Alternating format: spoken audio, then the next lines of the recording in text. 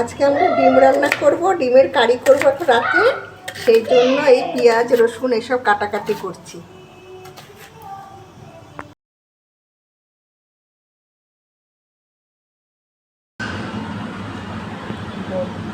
আমি 6খানা ডিম রান্না করব বলে পেঁয়াজ রসুন বেটে নিচ্ছি।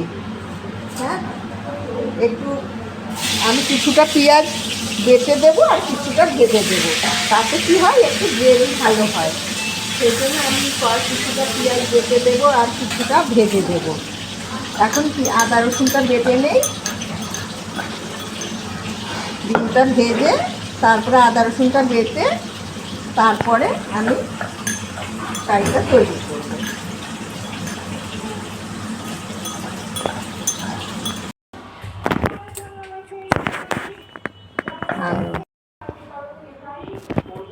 আমার আদা রসুন বাটা হয়ে গেল। এবার পেঁয়াজটা একটু বেটে নিচ্ছি। একটু পেঁয়াজটা অল্প করে একটু বেটে নেব আর একটু ভেজে দেবো। তাতে কি হবে, ঝোল কারি মাখো মাখো টাইপটা হবে। একটু খেতে রুটি দিয়ে খাবে তো একটু গ্রেভি না হলে কি দিয়ে খাবে, তো ভেজে দিলে না অতটা গ্রেভি হয় না।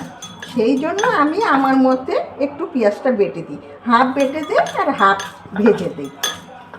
আপনারা দেখুন আমি দিয়ে ভেজে নিয়েছি। এবার আমি এই তেজপাতাটা ফোড়ন দিলাম, দিয়ে এই পেঁয়াজটা দিয়ে দিলাম।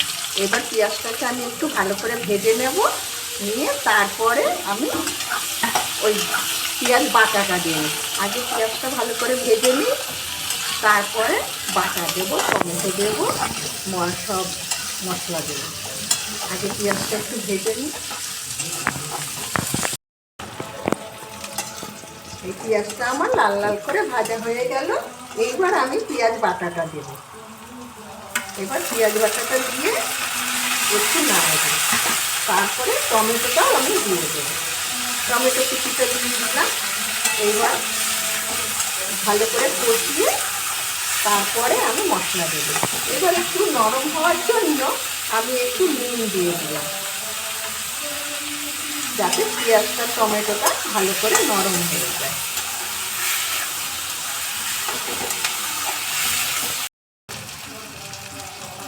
লঙ্কার গুঁড়ো, সামান্য লঙ্কার গুঁড়ো দিলাম আর একটু ধনের গুঁড়ো, আর কিছু মশলা আমি দেব না।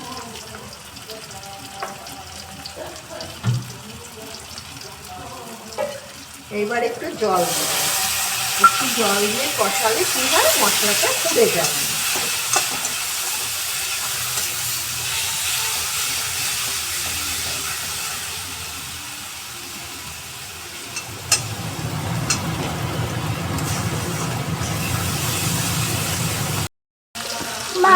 এবার আমি রসুন বাটাটা দিলাম। রসুনটা একটু ভেজে তারপরে আমি আদা বাটা দেবো। আমি একসঙ্গে দেবো না, তাহলে কি হয় রসুনের কাঁচা গন্ধটা যায় না আর আদাটা বেশি ভাজা হয়ে যায়। আমি রসুনটা ভালো করে ভেজে তারপরে আদা বাটা দেবো। আদা বাটার সঙ্গে সঙ্গে সব মশলা দিয়ে কষাবো।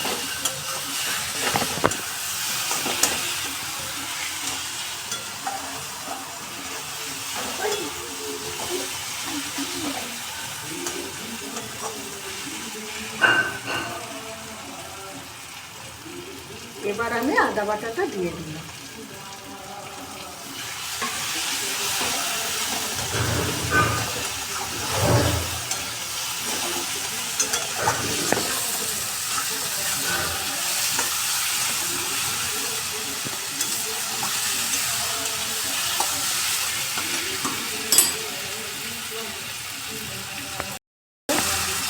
এবার আমি 3টে কাঁচা লঙ্কা দিয়ে দিলাম।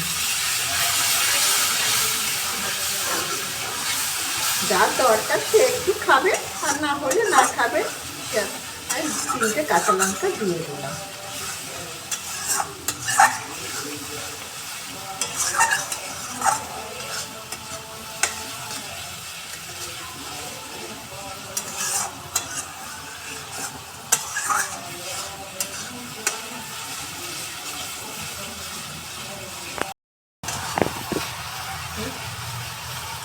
এবার আমি ডিমগুলো দিয়ে দিলাম। ডিমটা দিয়ে আমি একটু কষাবো, কষিয়ে তারপরে আমি জল দেব।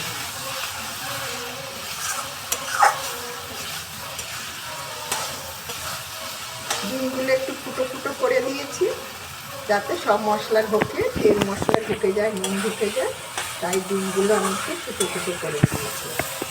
ডিমগুলো দিয়ে একটু কষিয়ে তারপর আমি জল দেব।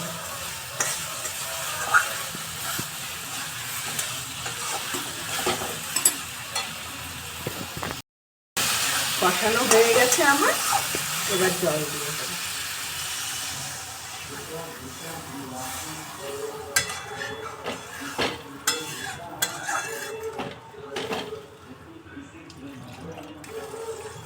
এবার আর জল দেব না, এবার ফুটে উঠলে তারপরে একটু গরম মশলা দিয়ে নামিয়ে দেব।